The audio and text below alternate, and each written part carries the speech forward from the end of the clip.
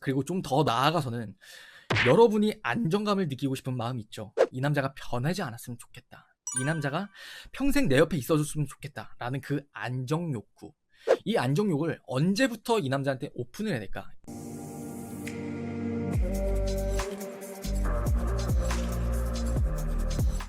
자, 오늘의 주제는 남자가 여자를 정말 사랑할 때 나오는 마음과 행동입니다. 이번 영상은 지난 주제에 이어지는 2편인데요. 제가 지난 주제에서는 남자가 여자를 진짜 좋아할 때 나오는 행동이라고 말씀을 드렸었어요. 남자가 여자를 정말 좋아할 때 나오는 행동으로는 여러분을 최고라고 생각한다. 그리고 여러분에게 고마워한다라고 말씀을 드렸는데요. 그와 더불어서 오늘 주제, 남자가 여자를 정말 사랑할 때 나오는 행동들에 대해서 말씀을 드리겠습니다. 자, 그런데 오늘 주제에서 남자가 여자를 사랑할 때, 정말 사랑할 때, 이 단어도 사실은 조금 구분이 필요할 것 같아요. 뭐 가령 예를 들어서 남자가 여러분에게 사귀기 초 100일 혹은 뭐 50일이 안 됐을 때 여러분에게 사랑해 라고 말을 하는 것과, 그리고 남자가 여자에게 결혼을 약속하면서 청혼을 하면서 사랑해 라고 말을 하는 거는 분명히 차이가 있을 테니까요. 그래서 이 기준을 토대로 저는 두 가지로 나눠서 말씀을 드릴 거예요. 그러면은 바로 시작할까요? 본론으로 들어가서 첫 번째는 저는 외면적인 사랑, 그리고 두 번째는 내면적인 사랑이라고 이름을 붙이고 설명을 드릴 거예요. 첫 번째인 외면적인 사랑에 대한 거는 뭐 남자가 정말 여자를 사랑할 때, 사귈 때 초 혹은 사귀기 전 여러분에게 사랑해라고 말을 할 때는 이거는 정말 외면적인 사랑에 가까워요. 흔한 말로 남자가 정말 여자를 사랑할 때는 연애 초기 뿐이다라는 말을 하시는 분들도 있고, 또 그에 대한 얘기를 들어보신 적도 있었을 거예요. 저는 그게 외면적인 사랑이라고 이름을 붙이고 싶은데, 진짜 이거는 누가 봐도 그냥 가시적으로 보이는 사랑에 불과해요. 제3자로 봤을 때 저 남자가 저 여자를 봤을 때, 아, 저 남자는 진짜 저 여자를 사랑하는구나. 아, 진짜 쟤는 저 여자를 정말 좋아하고 정말 아끼는구나. 어떻게 보면은 여러분들이 그냥 일상에서 쉽게 가시적으로 쉽게 볼 수 있는 사랑을 저는 생각해요.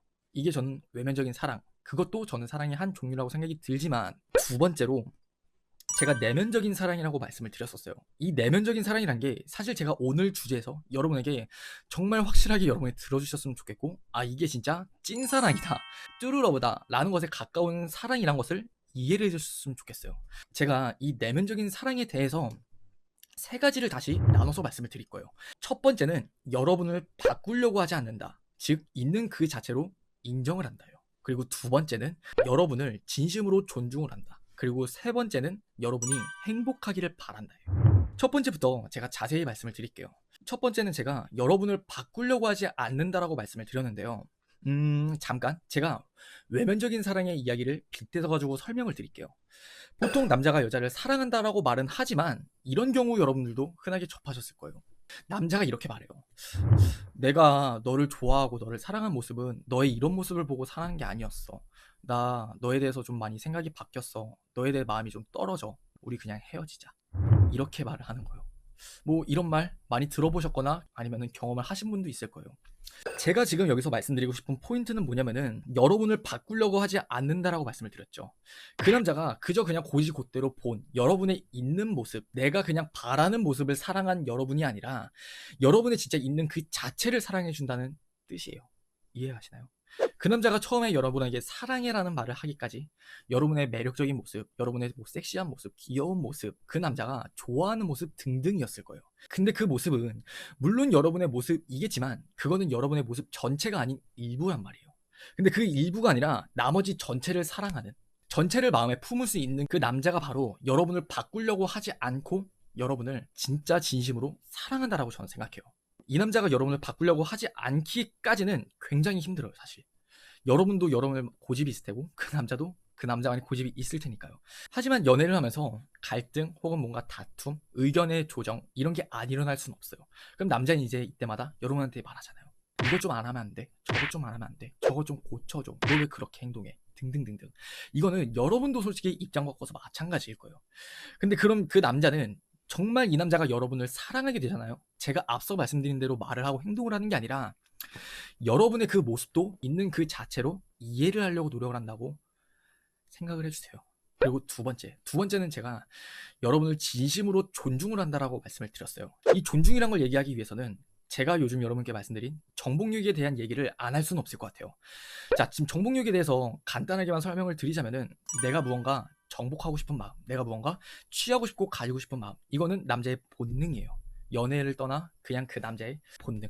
그래서 그렇게 이해를 좀 해주시고, 본능적인 지배욕을 지금 나오는 여러분을 진심으로 존중한다라는 이야기에 대입을 해보면은, 여러분을 가졌다, 여러분을 내가 취했다, 너는 내 거야 라고 생각을 하는 게 아니라 또 다른 내가 가질 수 없는 그 밖의 영역으로 취급을 한다라는 거예요. 이해가 가시나요? 뭐 가령 사소하게 예를 들면은, 남자가 나이가 들어서 부모님을 생각할 때 어떤 마음을 가지나요? 남자에게 있어서 정복력이란 거는 그 남자의 본능이자 원초적인 욕구라고 말씀을 드렸어요. 하지만 그가 그의 부모님을 봤을 때 그 남자가 정복력을 가지고 부모님은 내 거야 라는 생각을 할까요? 있는 그 자체로 존중을 해요. 이런 마음들과 더불어서 여러분을 정말로 사랑하고 이런 내면적인 사랑이 이루어지잖아요. 그럼 여러분을 가졌어, 넌 내 거야 하면서 안도감을 느끼고, 안일하게 여러분을 방치를 하는 게 아니라, 또 변하는 게 아니라, 여러분을 있는 그 자체로 존중을 하고 여러분을 있는 그 자체로 존경을 하면서 또 하나의 사랑스러운 사람으로 내둔다라는 뜻이에요.